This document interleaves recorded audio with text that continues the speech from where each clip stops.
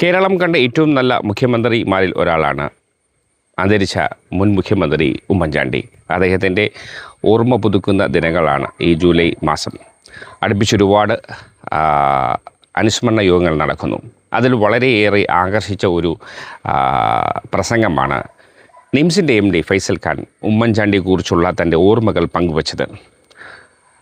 ജനങ്ങളറിയാത്ത നമ്മളറിയാത്ത ഒരുപാട് നന്മകൾ ഉമ്മൻചാണ്ടി ചെയ്തിട്ടുണ്ട്. അതിൽ തൻ്റെ വ്യക്തിപരമായ അനുഭവങ്ങൾ പങ്കുവയ്ക്കുകയാണ് നിംസ് MD ഫൈസൽ ഖാൻ. അദ്ദേഹത്തിൻ്റെ വാക്കുകളിലേക്ക്. നമ്മുടെ പ്രിയങ്കരനായ MLA ശ്രീ N. ശക്തൻ സാർ അവറുകൾ, നമ്മുടെയൊക്കെ ഏറ്റവും വേണ്ടപ്പെട്ട നമ്മുടെ ഒരു കുടുംബത്തിലെ അംഗമായ ശ്രീ മറിയാമ്മ ചേച്ചി അവറുകൾ, അതുപോലെ തന്നെ ഈ ഒരു ചടങ്ങിൻ്റെ അധ്യക്ഷൻ വഹിക്കുന്ന നമ്മുടെ നാടിൻ്റെ ഏറ്റവും പ്രിയപ്പെട്ട ശ്രീ R. ശിവകുമാർ, ഉമ്മൻചാണ്ടി സാറിൻ്റെ അനുസ്മരണമാണ് ഇന്നിവിടെ നടന്നുകൊണ്ടിരിക്കുന്നത്.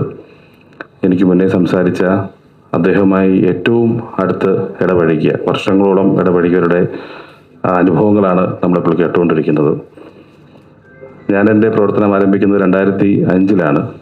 അപ്പോൾ അതിനുശേഷമുള്ള കുറച്ച് വർഷങ്ങൾക്ക് ശേഷം എൻ്റെ സാമൂഹിക പ്രവർത്തനങ്ങൾ ആരംഭിക്കുമ്പോൾ എനിക്ക് കിട്ടിയ ഏറ്റവും വലിയ ഊർജം എന്ന് പറയുന്നത് ഉമ്മൻചാണ്ടി സാറിൻ്റെ വഴികളിൽ കൂടി സഞ്ചരിക്കുമ്പോഴാണ്. അത് കൃപാസനം എന്ന ഒരു ആശ്രമത്തിൽ കൂടിയാണ് ഞാൻ സാറിനെ ഏറ്റവും അടുത്തിരുന്ന് പരിചയപ്പെടുന്ന ഒരു അവസരം ലഭിച്ചത്. ഫാദർ അജിത് കുമാർ അവരുടെ ആശ്രമത്തിൽ നിന്നും. അവിടെ നിന്നും തുടങ്ങി സാറുമായിട്ടുള്ള അടുത്ത ബന്ധത്തിലേക്ക് എനിക്ക് എത്തുവാൻ സാധിച്ചു എന്നുള്ളതാണ്. പല കാര്യങ്ങളും ഇപ്പോൾ മറിയാമ്മ ചേച്ചിയുമായി സംസാരിച്ചുകൊണ്ടിരിക്കുകയായിരുന്നു. ഏതാണ് ആദ്യം അനുഭവങ്ങൾ പറയണമെന്നുള്ളൊരു ആശങ്കയിലാണ്. ഭിന്നശേഷി കുട്ടികളുമായിട്ടുള്ള അവരുടെ ഈ ഭിന്നശേഷി കുട്ടികൾ 2000 കാലഘട്ടത്ത് തിരുവനന്തപുരത്ത് നിന്നല്ല കേരളത്തിലൊക്കെ ഉള്ളൊരു പൊതുവായ ഒരു സിസ്റ്റം എന്ന് പറഞ്ഞാൽ, ഭിന്നശേഷി കുട്ടികൾ അത് സമ്പത്തുള്ളവർക്കോ സമ്പത്തില്ലാത്തവർക്കോ ആണെങ്കിലും ആ കുട്ടികളെ വീട്ടിനകത്ത് തന്നെ പാർപ്പിക്കുക എന്നൊരവസരമാണ്. സമ്പത്തുള്ള ഒരു വീട്ടിലാണെങ്കിൽ AC റൂമൊക്കെ ചെയ്ത് ആ മുറിക്കകത്ത് തന്നെ ഒരാളോട് ഇരിക്കുക. ആ കുഞ്ഞ് പുറംലോകം കണ്ടിട്ടേ ഉണ്ടാവില്ല. അത്യാവശ്യം ആശുപത്രി കൊണ്ടുപോകും, ആ കുഞ്ഞിനെ തിരിച്ച് വീണ്ടും കൊണ്ടുവന്ന് ഇരുത്തും. കാരണം അത് പുറത്ത് പറയാത്തതിൻ്റെ കുഴപ്പമാണോ, ആ കുഞ്ഞിനെ പുറത്ത് കൊണ്ടുപോകുന്നതിൻ്റെ ഒരു ശീലം ഇല്ലാത്തിട്ടാണോ എന്നറിയത്തില്ല. സാധുക്കളാണെന്നുണ്ടെങ്കിൽ അമ്മയ്ക്ക് ഒരിക്കലും ആ ജോലിക്ക് പുറത്തു പോകാൻ കഴിയില്ല. അച്ഛനാണ് പോകുന്നത്. ആ കുഞ്ഞുള്ളത് കൊണ്ട് ആ അമ്മ എപ്പോഴും ആ വീട്ടിനകത്ത് തന്നെ, കാരണം ആ കുഞ്ഞിനെ ഒറ്റയ്ക്ക് വിടാൻ കഴിയില്ല. അപ്പം അങ്ങനെയുള്ളൊരു സമയത്താണ് പാരൻസ് ഓഫ് ഡിസബിലിറ്റി സ്റ്റുഡൻസ് എന്ന പാറ്റ്സ് എന്നൊരു സംഘടന ആരംഭിക്കുന്നത്. ജയകുമാർ സാറാണ് എൻ്റെ അധ്യക്ഷൻ. അങ്ങനെ ഈ വിദ്യാർത്ഥികളെ പുറത്ത് നമുക്ക് കൊണ്ടുപോകാം എന്ന് പറഞ്ഞ് ആദ്യം നമ്മൾ ആരംഭിച്ചു. ആദ്യം 70 പിള്ളേരായി, 100 പിള്ളേരായി, 150 പിള്ളേരായി. എല്ലാ 3 മാസം കൂടുമ്പോഴും അവരുമായിട്ട് ഇങ്ങനെ സംവദിക്കാനും ആ ഒരു പ്രവർത്തനങ്ങൾ 2006-2007 കാലഘട്ടത്താണ്. അപ്പം അങ്ങനെ അവർ കമ്മ്യൂണിക്കേറ്റ് ചെയ്ത് തുടങ്ങി. അതുവരെ ഈ ആരോഗ്യ പ്രവർത്തകൻ, ഞാൻ ഡോക്ടർ എന്ന് ചോദിച്ചാൽ മെഡിക്കൽ ഡോക്ടറും അല്ല, എഞ്ചിനീയറിംഗ് ഡോക്ടറും അല്ല. ഞാൻ ശ്രീ MS ഫൈസൽ ഖാനാണ്. പലരും ഡോക്ടർ എന്ന് ചോദിച്ചിരിക്കുന്നു. അപ്പോൾ എനിക്ക് ആ ഒരു ധാരണ എന്ന് പറഞ്ഞാൽ, ആരോഗ്യ സ്ഥാപനം നടത്തുമ്പോൾ എൻ്റെ ധാരണ എന്ന് പറഞ്ഞാൽ, ഈ ഭിന്നശേഷി കുട്ടികൾ അവരിങ്ങനെ കാണുമ്പോഴേക്കും അവർക്ക് ഈ പറയുന്ന ചിന്തിക്കാനുള്ള കഴിവ് നമുക്കില്ല. കാരണം അവർ ശരീരഭാഷയ്ക്കൊന്നും അനങ്ങുന്നില്ലല്ലോ, അല്ലെങ്കിൽ അനങ്ങിയാൽ തന്നെ ഓവറായിട്ട് ഹൈപ്പറായിരിക്കും. അപ്പോൾ ഈ മെൻ്റലി റിട്ടാർഡ് ആയിട്ടുള്ള കുട്ടികൾക്ക് മാത്രമേ ഈ മനസ്സിലാകാത്ത ശേഷിയുള്ളൂ. അതായത് ഓട്ടിസവും സെറിബ്രൽ പാൾസിയും മസ്കുലർ ഡിസ്ട്രോഫി പോലെ ഇരിക്കുന്ന വീൽചെയറിൽ ഒന്നും ശ്രദ്ധിക്കാതെ കേൾക്കാതിരിക്കുന്ന വിദ്യാർത്ഥികൾക്ക് നമ്മുടെ ഓരോ ചലനങ്ങളും മനസ്സിലാക്കാൻ സാധിക്കുമെന്ന് അറിയുന്നത് ഈ ഒരു കൂട്ടായ്മയിൽ കൂടി മാത്രമാണ്. അവർക്ക് പെട്ടെന്ന് റെക്കഗ്നൈസ് ചെയ്യാൻ പറ്റുമെന്നുള്ളത്. ഞാനൊരു 3-4 പ്രാവശ്യം പ്രോഗ്രാമിന് പോയി കഴിയുമ്പോഴാണ് എനിക്ക് ഒരു കുഞ്ഞിനെയും, എല്ലാവരും ഇങ്ങനെ വീൽചെയറിലൊക്കെ ഇരിക്കുന്നെങ്കിലും എനിക്ക് കുട്ടികളെ റെക്കഗ്നൈസ് ചെയ്യാൻ പറ്റുന്നില്ല. പക്ഷേ 4-5 പ്രാവശ്യം കഴിഞ്ഞപ്പോൾ അവർക്ക് എന്നെ റെക്കഗ്നൈസ് ചെയ്യാൻ പറ്റുമെന്നുള്ളതാണ് അവരുടെ ചേഷ്ടകളിൽ കൂടി. അങ്ങനെ അവരുടെ അടുത്ത് ഓരോ സ്ഥലങ്ങൾ നമ്മൾ കൊണ്ട് കാണിച്ചു. ആദ്യമായിട്ട് ഈ പറയുന്ന ശംഖുമുഖം കടൽ കണ്ടത് 80 പിള്ളേരെ കൊണ്ടുപോയി 62 പേരാണ് ആദ്യമായിട്ടാണ് അവർ കടൽ കാണുന്നത്. ഈ ലോകത്ത് 16-17 വയസ്സുള്ള കുഞ്ഞുങ്ങളാണത്. അപ്പം അങ്ങനെ ഓരോന്ന് പ്രാവശ്യം ചോദിച്ച് വന്നപ്പോഴേക്കും ഒരു സംസാരിക്കാൻ പ്രാപ്തിയുള്ള കുട്ടി പറഞ്ഞു, നമുക്ക് മുഖ്യമന്ത്രിയുടെ കൂടെ ഇരുന്ന് ഓണം ആഘോഷിക്കണമെന്ന് പറഞ്ഞു. അപ്പോൾ മുഖ്യമന്ത്രിയുടെ ഓണം ആഘോഷിക്കാം, നമുക്ക് ഒരു ഓഡിറ്റോറിയത്തിൽ വിളിക്കാം. മുഖ്യമന്ത്രി വീട്ടിൽ പോകണമെന്നായി അടുത്ത് ക്ലിഫ് ഹൗസിലാണ്. അപ്പം അങ്ങനെ എല്ലാവരും പറഞ്ഞു, സാറിന് പരിചയമുള്ളതല്ലേ. അപ്പോൾ ഞാൻ പതുക്കെ ഒന്ന് RK വിളിച്ചിട്ട് ചോദിച്ചു. അപ്പോൾ RK പറഞ്ഞു, വാ, എന്തിനും വെൽക്കം ആണല്ലോ, വീടുമല്ല. വന്നപ്പോൾ പറഞ്ഞു, പക്ഷേ അവിടെ സംസാരിച്ചപ്പോഴേക്കും സെക്യൂരിറ്റി റീസൺസ് കാരണം ഈ 100 പേരെ 150 പേരെയൊന്നും കൊണ്ട് അവിടെ ഇരുത്തി ഓണം സദ്യ ഉണ്ണാനൊന്നും കഴിയില്ല എന്ന് പറഞ്ഞു. അപ്പം DGP ഉണ്ടായിരുന്നു. അപ്പം പറഞ്ഞു, ഉമ്മൻചാണ്ടി സാറിനെ ഞാൻ കണ്ടപ്പോഴും ഈ കാര്യം പറഞ്ഞു.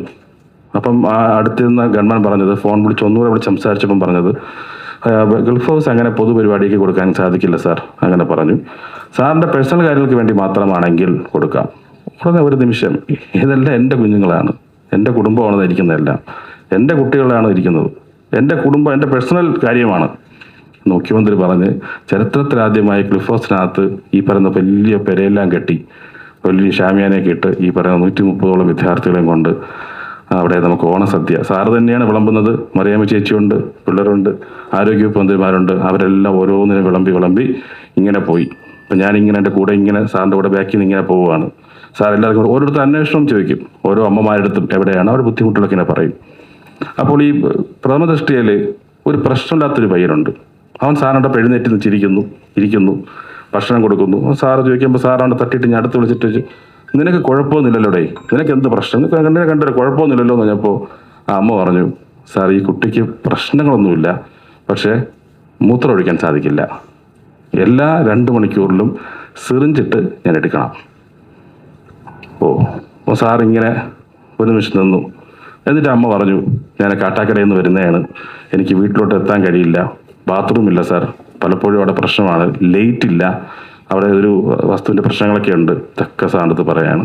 സാർ ഉടനെ തന്നെ അടുത്ത് ആർക്കെ വിളിക്കുന്നു, ഉടനെ അവിടുത്തെ PWD മന്ത്രിയെ വിളിച്ച് കാര്യങ്ങൾ സംസാരിക്കുന്നു. സാറിന് പെട്ടെന്ന് സാറിനത് സാറിൻ്റെ മുഖത്തറിയാൻ പറ്റും സാറിൻ്റെ വിഷമം എന്തുമാത്രം ഉൾക്കൊള്ളും എന്നുള്ളത്. നമ്മൾക്ക് വീട്ടിലൊരാൾക്ക് സംഭവിക്കുമ്പോൾ ഉണ്ടാകുന്ന അതേ ആഘാതം തന്നെയാണ് സാറിനുള്ളത്. അങ്ങനെ എല്ലാവർക്കും ഭക്ഷണമെല്ലാം കഴിഞ്ഞ് പോയി. നല്ലൊരു ദിവസമായിരുന്നു. രാത്രി 10:40 ആയപ്പോൾ ഞാൻ ഇപ്പോഴും എനിക്ക് ഓർക്കുന്നുണ്ട്, ഞാൻ നേരത്തെ ട്രിവാൻഡ്രത്തോട്ട് സഞ്ചരിച്ചുകൊണ്ടിരിക്കുമ്പോഴാണ് കോൾ വരുന്നത്. ഉമ്മൻചാണ്ടി സാറിൻ്റെ ആർക്കെ വിളിക്കുന്നത്, ഞാൻ CM കൊടുക്കാം, 10:45 വിളിക്കുകയാണ്. എൻ്റെ അടുത്ത് പറയുകയാണ്, ഫൈസൽ അവർക്ക് ബാത്റൂം കെട്ടാനുള്ള അവസരം ഞാൻ പറഞ്ഞ് ശരിയാക്കിയിട്ടുണ്ട്, അവിടെ ചെയ്തുകൊണ്ടിരിക്കുകയാണ്, കറണ്ട് എത്തിച്ചിട്ടുണ്ട്, കറണ്ട് ഒരു ഫയർ ലൈനിനടുത്ത് കറണ്ട് എത്തിച്ചിട്ടുണ്ട്, പിന്നെ അവർക്ക് അവിടെ വഴി ഒന്ന് ശരിയാക്കാനായിട്ട് PWD പറഞ്ഞിട്ടുണ്ട്. ഇത്രയും അറിയിച്ച ഫൈസലിനോട് ഞാൻ താങ്ക്സ് പറയുന്നു.